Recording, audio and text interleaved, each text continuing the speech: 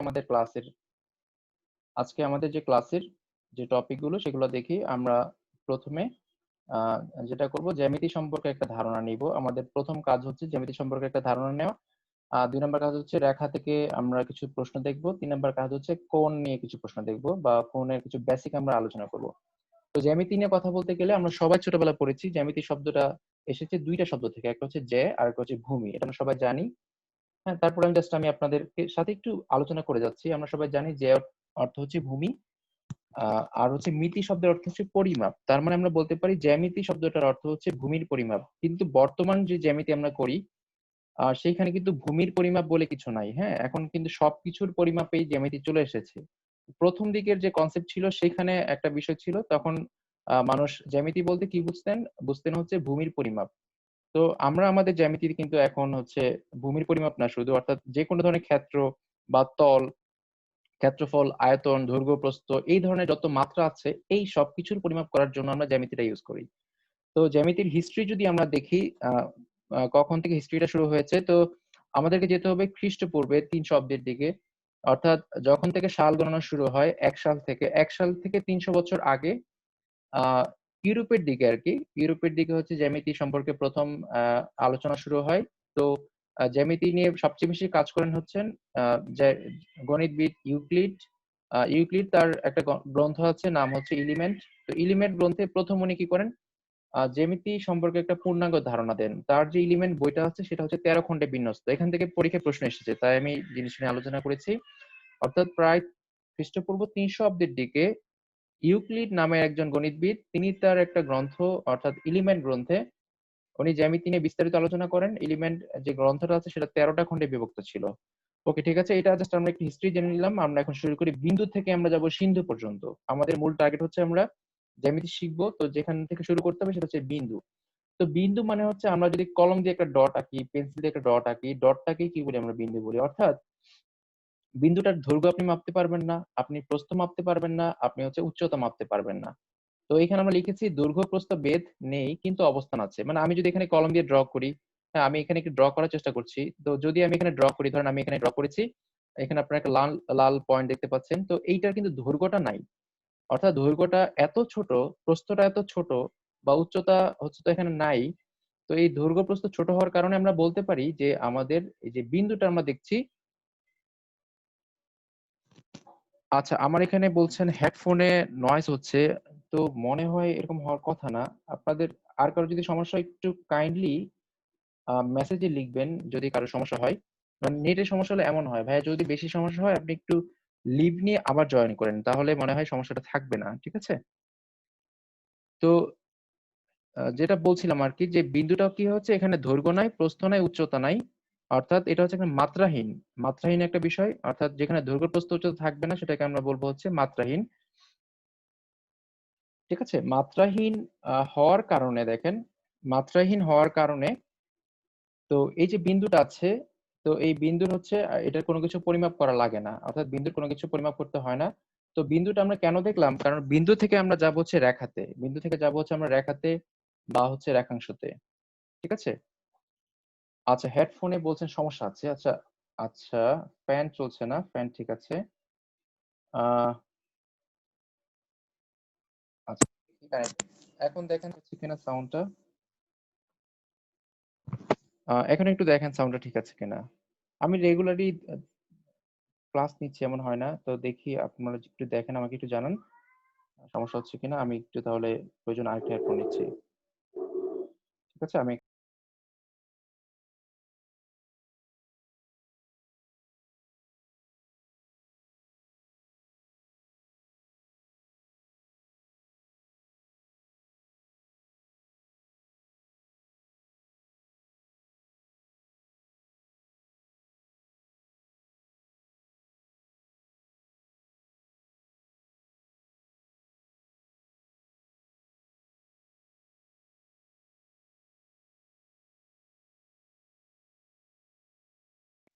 আচ্ছা, এখন একটু দেখেন তো সাউন্ডটা ঠিক আছে কিনা? আমি আরেকটা হেডফোন নিয়েছি। তো যদি এইটাও যদি সমস্যা হয় তাহলে বুঝতে হবে যে হেডফোনের সমস্যা না। হ্যাঁ? আচ্ছা, ঠিক আছে, লিখেছেন। ওকে, ফাইন। তো আমি যেটা বলছিলাম আরকি, তো আমরা বিন্দুটা নিয়ে কথা বলছি এইজন্য যে আমরা বিন্দু থেকে যাব হচ্ছে রেখাতে, রেখা থেকে যাব হচ্ছে কোণে। তো বিন্দু থেকে তৈরি হবে রেখা, আমরা হচ্ছে আস্তে আস্তে সেখানে চলে যাচ্ছি।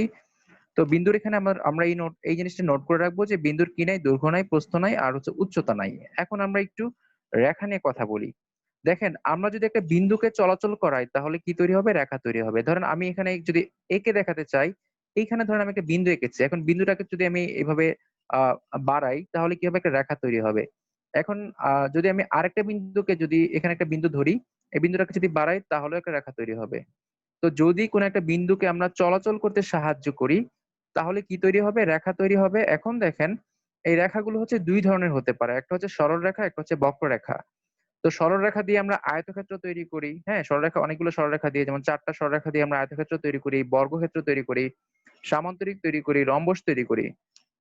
আর এই বক্ররেখা দিয়ে তৈরি করি আমরা বৃত্ত। ঠিক আছে? তো সরলরেখার উদাহরণ হচ্ছে আয়তক্ষেত্র, বর্গ ইত্যাদি। আর বক্ররেখার উদাহরণ হচ্ছে বৃত্ত, উপবৃত্ত এগুলো। আমরা বৃত্তের ক্লাসে এগুলো নিয়ে কথা বলব। তো আমরা বলতে পারি রেখা হচ্ছে ২ ধরনের। একটা হচ্ছে সরলরেখা, একটা হচ্ছে বক্ররেখা। তো ১ নাম্বার যে বিষয়টা সেটা হচ্ছে সরলরেখা নিয়ে কথা বলতে গেলে বলতে হবে এটা হচ্ছে সরল পথে চলে। আর বক্ররেখা কি করে? এটার দিক হচ্ছে চেঞ্জ করে। সরলরেখা হচ্ছে সরল পথে চলে আর বক্ররেখা হচ্ছে এটার দিক চেঞ্জ করে। আমরা এই জিনিসগুলো জানি, জাস্ট আমি কি করছি এগুলো নিয়ে একটু কথা বলছি আপনাদের। আ জাস্ট বেসিক থেকে যেহেতু আমরা শুরু করেছি, তাই আমরা বেসিক গুলো একটু ক্লিয়ার করে নিচ্ছি। তো এখন দেখেন, এখান থেকে যে জিনিসটা মনে রাখতে হবে সেটা হচ্ছে, যেহেতু আপনার রেখা বা বিন্দু, ভালো করে খেয়াল করেন, বিন্দুর কিন্তু আপনার দৈর্ঘ্য নাই, প্রস্থ নাই, উচ্চতা নাই। কিন্তু এই যে রেখা আছে দেখেন, রেখার কিন্তু দৈর্ঘ্য আছে। অর্থাৎ আমি যদি বলি যে এই যে রেখাটা আমি এঁকেছি এটা হচ্ছে ৫ সেন্টিমিটার। আপনি কিন্তু বলতে পারবেন এটা হচ্ছে ৫ সেন্টিমিটার দীর্ঘ একটা রেখা। এখানে বলতে পারলেন যে এটা হচ্ছে ৫ সেন্টিমিটার দীর্ঘ একটা পথ। হ্যাঁ? তো এই যে দৈর্ঘ্যটা এটা কিন্তু হচ্ছে আমি কি বললাম? রেখার দৈর্ঘ্য বললাম। তাহলে আপনারা এখানে একটু মনে রাখবেন যে কি আছে? রেখার দৈর্ঘ্য আছে কিন্তু প্রস্থ নাই, আর কি নাই? উচ্চতা নাই। উচ্চতাটাকে আমরা এখানে বেধ বলছি। তো এই বেধ হচ্ছে উচ্চতা এর সমার্থক শব্দ। তো দেখেন, যেটা বলছিলাম সেটা হচ্ছে বিন্দুর কি থাকবে না? দৈর্ঘ্য আছে কিন্তু প্রস্থ থাকবে না, উচ্চতা থাকবে না। একটা বিষয়। আর ২ নাম্বার হচ্ছে, মানে সরি, রেখার কথা বলছিলাম। রেখার হচ্ছে দৈর্ঘ্য আছে কিন্তু প্রস্থ থাকবে না, উচ্চতা থাকবে না। আর যদি আমরা বিন্দুকে চলাচল করতে সাহায্য করি তাহলে তৈরি হবে রেখা। এখন আপনাদের কাছে আমার প্রশ্ন রইল, যদি আমরা রেখাকে চলাচল করাই তাহলে কি তৈরি হবে? আপনারা একটু মেসেজে লিখে দিবেন। আমরা বলেছি বিন্দুর চলার পথকে আমরা রেখা বলি। কিন্তু রেখাকে যদি আমরা চলাচল করতে সাহায্য করাই তাহলে কি তৈরি হবে? এটা হচ্ছে আপনাদের জন্য প্রশ্ন। আপনারা এটা একটু আপনাদের চ্যাট বক্সে লিখে দিবেন। এটা হচ্ছে আমি দেখব। তো একজন অলরেডি মেসেজ করে ফেলেছেন। আ না, হয়নি ভাইয়া। অন্যরা একটু ট্রাই করেন কষ্ট করে।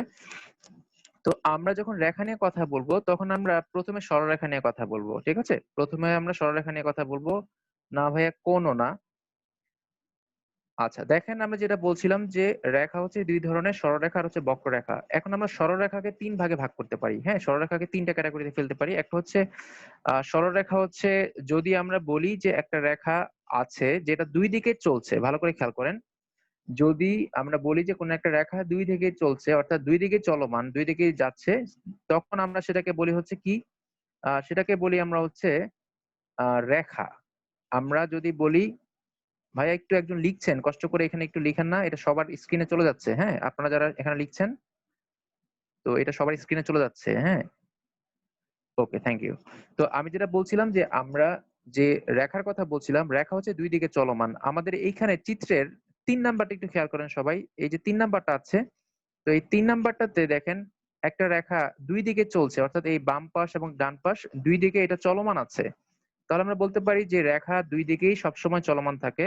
অর্থাৎ এইটা কখনো থামবে না। এটা সবসময় চলবে।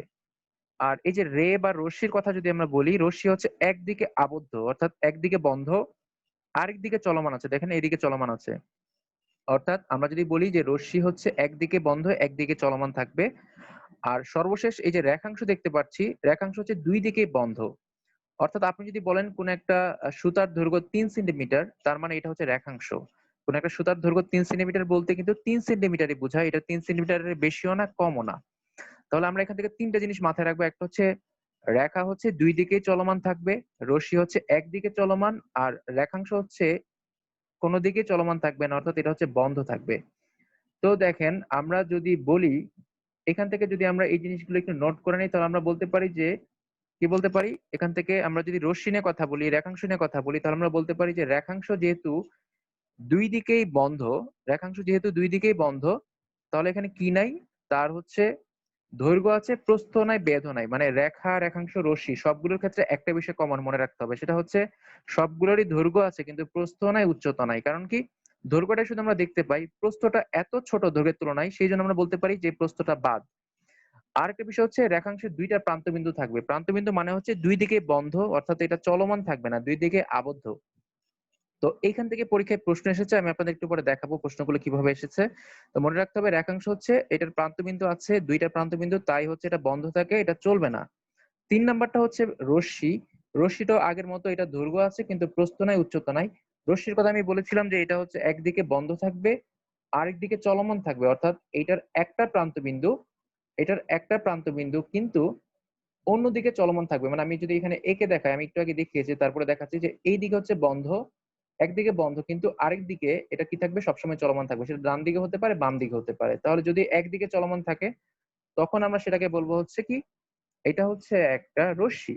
তাহলে এখান থেকে আমরা যে জিনিসটা মনে রাখবো সেটা হচ্ছে রেখাংশ বা রেখা আর রশ্মির মধ্যে পার্থক্যটা হচ্ছে রেখাটা হচ্ছে ২ দিকে চলমান, রেখাংশ হচ্ছে ২ দিকে বন্ধ, আর রশ্মিটা হচ্ছে এটা একদিকে চলমান থাকে, অর্থাৎ এটার প্রান্তবিন্দু একটা। ওকে? প্রান্তবিন্দু একটা।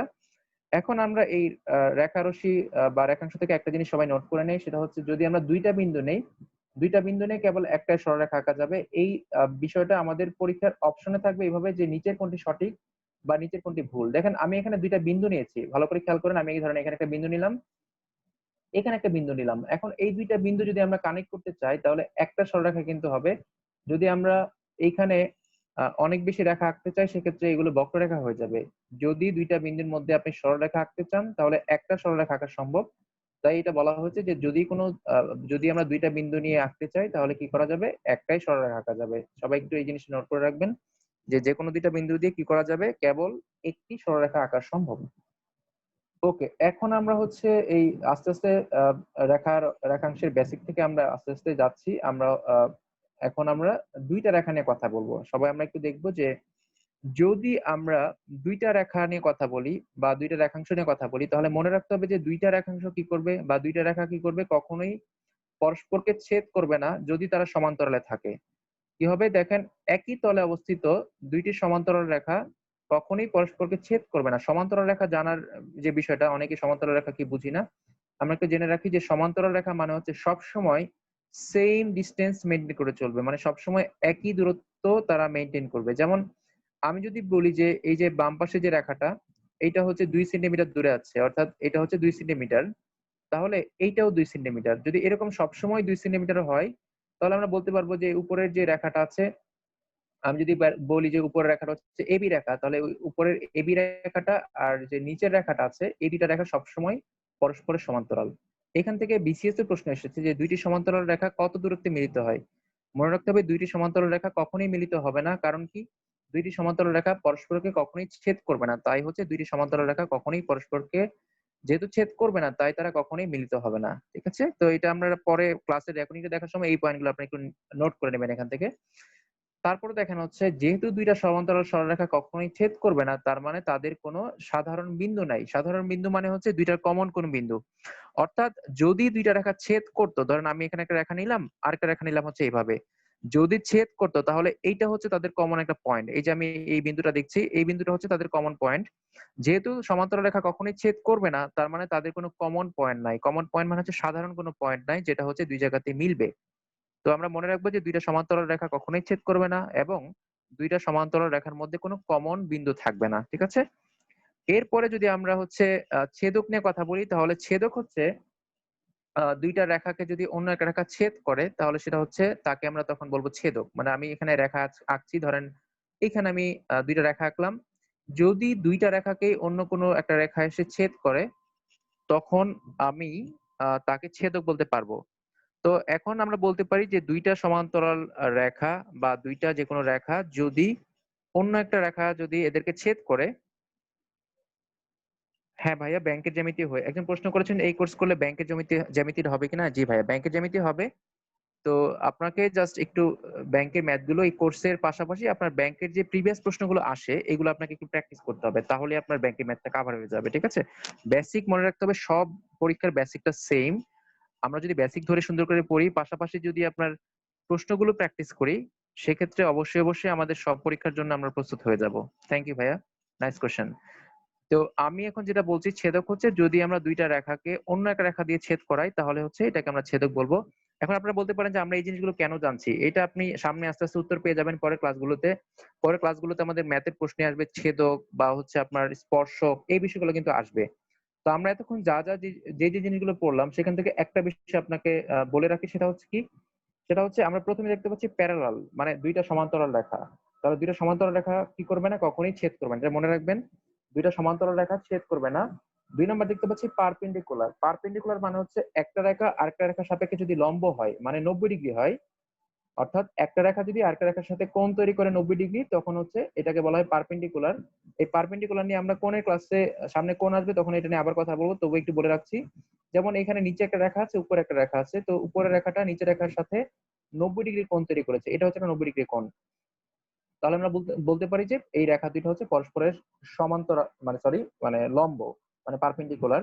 আর ইন্টারসেক্টিং মানে হচ্ছে যদি দুইটা রেখাকে আমরা ইন্টারসেক্ট করাই, অর্থাৎ দুইটা রেখার যদি একটা কমন পয়েন্ট থাকে, যে এই পয়েন্ট হচ্ছে কমন পয়েন্ট, তখন আমরা কি বলি? যে একটা রেখা আরেকটা রেখাকে ছেদ করেছে, এটাকে বলা ইন্টারসেক্টিং। তাহলে ৩টা বিষয়। একটা হচ্ছে দুইটা সমান্তরাল রেখা কখনোই পরস্পরকে ছেদ করবে না। দুইটা লম্ব কি করবে? এক জায়গাতে স্পর্শ করবে বা ছেদ করবে, এবং সাথে একটা ৯০ ডিগ্রি কোণ তৈরি করবে। আর যেটা ছেদক, ছেদক কি করবে? ছেদক হচ্ছে সবসময় একটা পয়েন্টে মিলিত হবে। তো আপনাদেরকে একটা প্রশ্ন দিয়েছিলাম যে রেখার সঞ্চারপথকে কি বলে? হ্যাঁ, এটা আপনারা পারেন নাই। তো আপনারা একটু দেখেন, আমরা আমাদের এই স্লাইডে এই জিনিসটা নিয়ে কথা বলেছি যে যদি আমরা বিন্দুকে চলাচল করাই, ভালো করে খেয়াল করেন, যদি আমরা বিন্দুকে চলাচল করাই তাহলে তৈরি হবে রেখা, আর রেখাকে যদি আমরা চলাচল করাই তাহলে তৈরি হবে তল। ঠিক আছে? বিন্দুকে চলাচল করালে তৈরি হবে রেখা, রেখাকে চলাচল করালে তৈরি হবে তল। আপনাদেরকে তল কি একটু দেখাচ্ছি আমি। ধরেন আমি এখানে একটা রেখা এঁকেছি, এটা একটা রেখা। তো তো আমি এর সাথে আরেকটা রেখা নিলাম। এটা একটা রেখা নিলাম, তারপর আরেকটা রেখা নিলাম, তারপর আমি এখানে আরেকটা রেখা নিলাম। এই সবগুলো রেখা, অর্থাৎ আমি যদি বলি যে একটা রেখা এখান থেকে চলাচল করা শুরু করেছে, তারপর সে এইভাবে এসে আবার ঠিক আগের জায়গায় চলে এসেছে। তো এই তল হচ্ছে একটা আবদ্ধ ক্ষেত্র। আবদ্ধ মানে হচ্ছে যেখান থেকে শুরু করেছি রেখাটা সেখানে এসে শেষ হয়েছে। তাহলে এই ভিতরের যে অংশটা, এটাকে বলা যায় একটা আবদ্ধ ক্ষেত্র। ঠিক আছে? তো এই আবদ্ধ ক্ষেত্রটাকে বলা হয় তল। তলটা মানে হচ্ছে আপনি যদি আপনার মোবাইলের উপরের স্ক্রিনটা বলেন, এটা হচ্ছে একটা তল। আপনার বইয়ের উপরের পৃষ্ঠা, এটা হচ্ছে একটা তল। আপনার টেবিলের উপরের যে অংশটা, এটা হচ্ছে একটা তল। যেখানে আমরা ক্ষেত্রফল নির্ণয় করতে পারি সেটা হচ্ছে তল। তো আমি যেকোনো একটা ঘনবস্তু যদি বলি, আপনার মোবাইলটা হচ্ছে একটা ঘনবস্তু। ঘনবস্তু দেখেন ৬ টা তল আছে। উপরের অংশ একটা, নিচের অংশ একটা তল, ডান পাশে, বাম পাশে, উপরে, নিচে। এই যে আপনার মোবাইলের ৬ টা দিকে আপনি ৬ টা তল পাবেন। এই তলগুলোকে তলের কিন্তু ৬ টা তলের ক্ষেত্রফল বের করা যাবে। তো আমি যেটা বলতে চাচ্ছি সেটা হচ্ছে আমরা এখান থেকে মনে রাখবো যে বিন্দু যদি চলাচল করে তাহলে তৈরি হবে রেখা। সঞ্চারপথ মানে হচ্ছে চলাচলের পথ। তাহলে বলতে পারি যে বিন্দুর সঞ্চার পথ হচ্ছে রেখা, আর রেখার সঞ্চার পথ হচ্ছে তল। তো এই ছিল আমাদের রেখা নিয়ে কথাবার্তা। আমরা এখন চলে যাব কোণে। তো এই রেখা নিয়ে আমরা কি তৈরি করব? কোণ তৈরি করতে পারবো। কিন্তু রেখার যে সঞ্চার পথ সেখান থেকে কিন্তু কোণ আসবে না। আমরা জাস্ট ২ টা রেখা দিয়ে কি করতে পারি? একটা কোণ তৈরি করতে পারি। যেমন আমরা যদি এইখানে চিত্রে দেখি, আমরা দেখতে পাচ্ছি যে এবি হচ্ছে একটা রেখা আর বিসি হচ্ছে একটা রেখা। এই ২ টা রেখা একটা কমন বিন্দুতে মিলিত হয়েছে, হওয়ার কারণে এখানে একটা কোণ তৈরি হয়েছে। তাহলে কোণ হচ্ছে একটা পরিমাণ বা হচ্ছে একটা পরিমাপ। ঠিক আছে? কোণ হচ্ছে একটা পরিমাপ যেখানে হচ্ছে একটা রেখা আরেকটা রেখার সাপেক্ষে কিভাবে আছে দেখার জন্য। আমি বলতে পারি যে এবি রেখাটা বিসি রেখার সাথে এই কোণে আছে, হ্যাঁ? আবার আমি একটু আগে লম্ব দেখিয়েছিলাম আপনাদের। অর্থাৎ একটা রেখা আরেকটা রেখার সাপেক্ষে ৯০ ডিগ্রি কোণে আছে। তো এরকম করে আমরা কি করতে পারি? কোণ নিয়ে কথা বলতে পারি যে আমরা যদি বিভিন্ন ধরনের কোণের কথা বলি, তো অনেক ধরনের কোণ আছে। যেমন হচ্ছে আপনারা অনেকেই জানেন যে অনেক ধরনের কোণ, ধনাত্মক কোণ, ঋণাত্মক কোণ, পূরক কোণ, সম্পূরক কোণ, হ্যাঁ? তারপর হচ্ছে উন্নতি কোণ, অবনতি কোণ, সন্নিহিত কোণ, তারপর হচ্ছে বিপরীত কোণ, তারপর হচ্ছে আপনার একান্তর কোণ, হ্যাঁ? তারপর হচ্ছে আপনার অনুরূপ কোণ, অন্তস্থ কোণ, বহিস্থ কোণ, বৃত্তস্থ কোণ, পরিধস্থ কোণ, এরকম অসংখ্য কোণ আছে। আমরা আজকে সব কোণ নিয়ে কথা বলবো, একটাও বাদ দিব না। ঠিক আছে?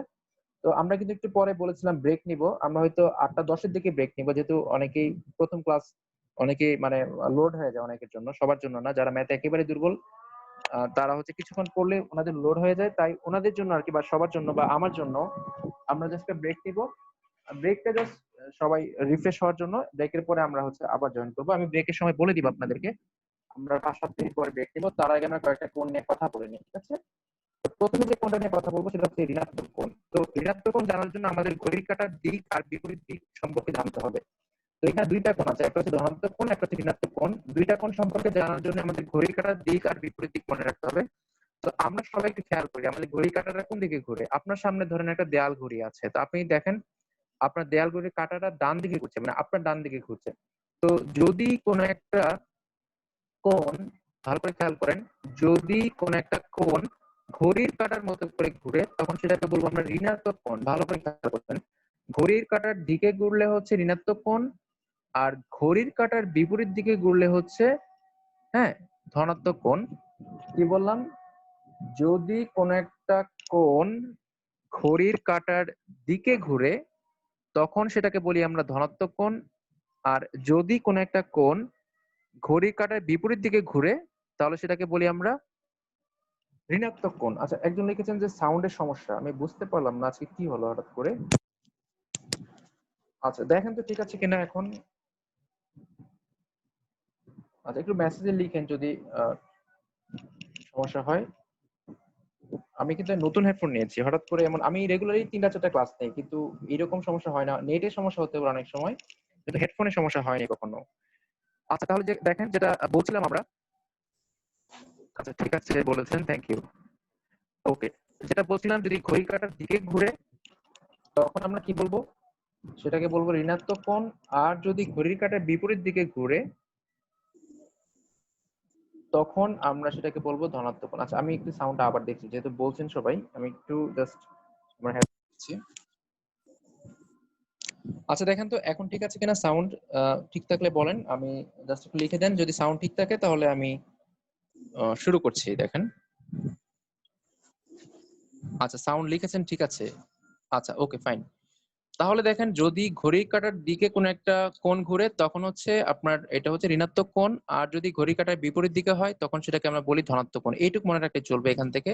তো এমসিকিউ তে যদি প্রশ্ন আসে তাহলে, আচ্ছা একজন প্রশ্ন করেছেন যে স্যার হচ্ছে ঘড়ির কাঁটার দিকে কেন নেগেটিভ অ্যাঙ্গেল হয়। এটা আসলে ধরা হয়েছে, হ্যাঁ, এটার নির্দিষ্ট কোনো কারণ নাই। যদি ঘড়ির কাঁটার দিকে পজিটিভ ধরা হতো তাহলে সেটা পজিটিভ হতো, ঠিক আছে, কোণটাকে এভাবেই ধরা হয়েছে। তো আমরা এখানে দুইটা কোণ দেখতে পাচ্ছি সবাই চিত্রে। তো এখানে আপনারা প্রথমটা দেখতে পাচ্ছি হচ্ছে পজিটিভ অ্যাঙ্গেল, সেটা হচ্ছে ঘড়ির কাঁটার বিপরীত দিকে ঘুরছে। আমরা জানি হচ্ছে ঘড়ির কাঁটাটা কিভাবে ঘুরে, আমরা যদি একে দেখাতে চাই তাহলে হচ্ছে ঘড়ির কাঁটা ঘুরে হচ্ছে এইভাবে। অর্থাৎ আপনি যদি এখানে ধরেন 12টা এখানে, তো কাঁটাগুলো আস্তে আস্তে এখান থেকে এদিকে যাবে, হ্যাঁ এদিকে, তারপর হচ্ছে আর আস্তে আস্তে ডানে সরবে। তো এইভাবে দেখেন আপনারা হচ্ছে কি এদিকে হচ্ছে ঘড়ির কাঁটা ঘুরছে, অর্থাৎ এই বাম থেকে ডান দিকে। তো ঘড়ির কাঁটার দিকে ঘুরলে সেটাকে বলি আমরা নেগেটিভ অ্যাঙ্গেল। দেখেন নেগেটিভ অ্যাঙ্গেল ঠিক এভাবে আসছে, এইভাবে আসছে। আর ঘড়ির কাঁটার বিপরীত দিকে হওয়াতে এটা হচ্ছে পজিটিভ অ্যাঙ্গেল। জাস্ট এখান থেকে এইটুকু তথ্য জানা রাখলে চলবে, এখান থেকে আর বেশি কিছু জানতে হবে না। এরপরে হচ্ছে যেখান থেকে জানতে হবে সেগুলো আমরা ডিটেলস পড়বো, যেগুলো থেকে বেশি জানা দরকার। বিপরীত কোণটা হচ্ছে যদি দুইটা সমান্তরাল রেখা বা দুইটা রেখা যদি আমরা ইন্টারসেক্ট করাই, দুইটা রেখা যদি আমরা ইন্টারসেক্ট করাই, সমান্তরাল থাকলে কখনোই বিপরীত কোণ তৈরি হবে না। যদি দুইটা রেখা একটা আরেকটাকে আমরা ছেদ করাই তাহলে ছেদ বিন্দুতে 4টা কোণ তৈরি হবে। এখান থেকে প্রশ্ন এসেছে যে যদি দুইটা রেখা পরস্পরকে ছেদ করে তাহলে ছেদ বিন্দুতে কয়টা কোণ তৈরি হবে? ছেদ বিন্দুতে 4টা কোণ তৈরি হবে। যেমন এখানে আমরা দেখতে পাচ্ছি উপরের কোণটা হচ্ছে 145, নিচের কোণটা হচ্ছে 145, আর বাম পাশের কোণটা 35, ডান পাশের কোণটা 35। এইটা ডিপেন্ড করবে আপনি কিভাবে কোণগুলো এঁকেছেন তার উপরে। হ্যাঁ, আমি যদি হচ্ছে এইভাবে করে আঁকি, আমি যদি ধরেন এই আমি যদি কোণগুলো বড় করে আঁকতে চাই তাহলে কিন্তু আঁকা যাবে। তো এখানে দেখেন 4টা কোণ তৈরি হয়েছে। তো আমরা এখান থেকে যে জিনিসটা সবাই মনে রাখবো যে রেখা যদি দুইটা রেখা পরস্পরকে ছেদ করে তাহলে ছেদ বিন্দুর এখানে 4টা কোণ তৈরি হবে। 4টা কোণের মধ্যে 2টা হচ্ছে পরস্পরের বিপ্রতীপ কোণ। যেমন হচ্ছে আমি যদি বলি এখানে কোনটা পরস্পরের বিপ্রতীপ কোণ, যেটা বিপরীত দিকে আছে, অর্থাৎ একটা কোণ আরেকটা কোণের বিপরীত দিকে থাকলে তখন সেটাকে বলা হবে কি একটা কোণ আরেকটা কোণের বিপ্রতীপ কোণ। যেমন এইখানে দেখেন, এইখানে আমরা যে লাল কালি দিয়ে দুইটা কোণ ড্র করেছি, এই একটা কোণ আরেকটা কোণের বিপরীত কোণ। আবার আমি এখানে যদি দুইটা কোণ আলাদা করে আবার আঁকি তাহলে এই ছোট দুইটা কোণ হচ্ছে একটা আরেকটার বিপরীত।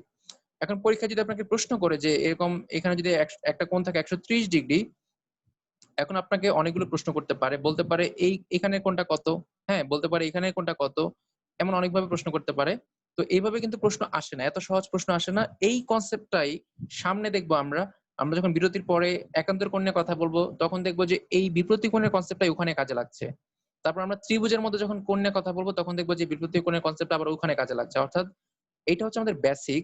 আমরা এই বেসিক গুলো যত ভালোভাবে বুঝবো বা শিখবো, তখন আমাদের পরের যে ক্লাসগুলো আছে সেই ক্লাসগুলোতে ম্যাথ গুলো বুঝতে সুবিধা হবে।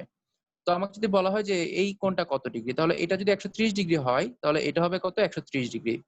এখন যদি বলা হয় যে পাশের ২ টা কোণ কত? তো পাশের ২ টা কোণ বের করার জন্য আমরা আমরা যারা এক সরল কোণ চিনি, এটা একটু পরে আসবে।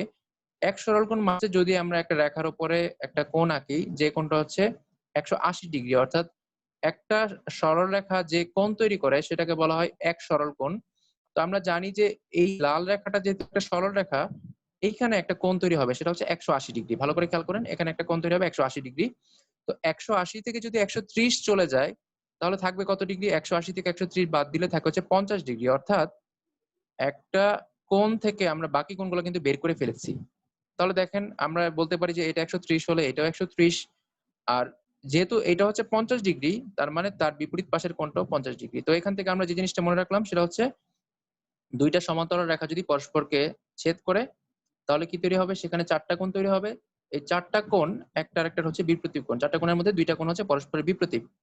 তো এইখানে আমি এই কথাটাই বলেছি, দেখেন আমাদের যে স্লাইডটা আমরা দেখতে পাচ্ছি, এই স্লাইডের মধ্যে এই কথাটাই বলা আছে যে ২ টি সরলরেখা পরস্পরকে ছেদ করলে, হ্যাঁ? তো এই যে ছেদ বিন্দুতে যে কোণগুলো আছে সেই কোণটা হচ্ছে ৪ টা কোণ, আর এই ৪ টা কোণ হচ্ছে পরস্পরের বিপ্রতীপ কোণ। তো এখন আমরা দেখব হচ্ছে সমদ্বিখণ্ডিত কোণ। আমরা যদি যেকোনো একটা কোণকে ২ ভাগে ভাগ করে ফেলি, যদি কোনো একটা কোণকে আমরা সমান ২ ভাগে ভাগ করে ফেলি, তখন কি তৈরি হবে? ২ টা কোণ তৈরি হবে। তো এই ২ টা কোণ যদি সমান হয়, ধরেন এই কোণটা যদি আমি বলি যে সবটা কোণ হচ্ছে ৬০ ডিগ্রি, আমি যদি বলি সবটা কোণ হচ্ছে ৬০ ডিগ্রি, আমি যদি এটাকে ২ ভাগে ভাগ করি, তাহলে কি হবে? এই পাশে আসবে ৩০ ডিগ্রি, নিচে আসবে ৩০ ডিগ্রি। এই যে ২ টা কোণে আমি ভাগ করলাম সমান ২ টা কোণে, তখন আমি বলতে পারবো যে এই ২ টা কোণ হচ্ছে পরস্পরের সমদ্বিখণ্ডিত কোণ। অর্থাৎ একটা কোণকে যদি আমরা সমান ২ ভাগে ভাগ করি, তখন আমরা বলতে পারি সেখানে সমদ্বিখণ্ডিত কোণ তৈরি হবে। ওকে? তারপরে হচ্ছে আমরা আ যে জিনিসটা দেখব সেটা হচ্ছে সমকোণ। তো এই যে সমকোণ যেটা আছে, সমকোণ নিয়ে আমি একটু আগে কথা বলেছি, এটা নিয়ে আর কথা বলছি না। সমকোণ হচ্ছে কি? যেখানে ৯০ ডিগ্রি কোণ থাকবে, অর্থাৎ যদি ২ টা রেখা পরস্পরের সাথে ৯০ ডিগ্রি কোণ তৈরি করে, তখন সেখানে আমরা কি বলব? সমকোণ তৈরি হয়েছে বলব। এরকম আরো ১০-১৫ টা কোণ আছে, এটা আমরা একটু পরে কথা বলব। আপনাদের ৫ মিনিটের ব্রেক দিলাম। আপনারা জাস্ট এখন ৮টা ৮ বাজে, ৮টা ১৩ তে জয়েন করবেন। এটা আপনাদের রিফ্রেশমেন্ট এর জন্য। সবাই পানি-টানি খেয়ে আবার জয়েন করবেন। আমরা ঠিক ৮টা ১৩ তে আবার শুরু করব ইনশাআল্লাহ। ঠিক আছে? ৮টা ৯ বাজে এখন। ৮টা ১৩ বা ১৪ তে সবাই জয়েন দিবেন। ৮টা ১৫ থেকে পড়া শুরু করে দিব। তো আপাতত আমি আপনাদের জন্য একটা ব্রেক দিচ্ছি। হ্যাঁ? আপনারা হচ্ছে ব্রেকের পরে জাস্ট ২-৩ মিনিট পরে সবাই আবার জয়েন দিয়ে ফেলবেন। আমরা ৮টা ১৫ থেকে ইনশাআল্লাহ পড়া শুরু করব। ঠিক আছে? এরপরে যে বাকি কোণগুলো আছে সেই কোণগুলো নিয়ে কথা বলব। তারপর কোয়েশ্চেন এনালাইসিস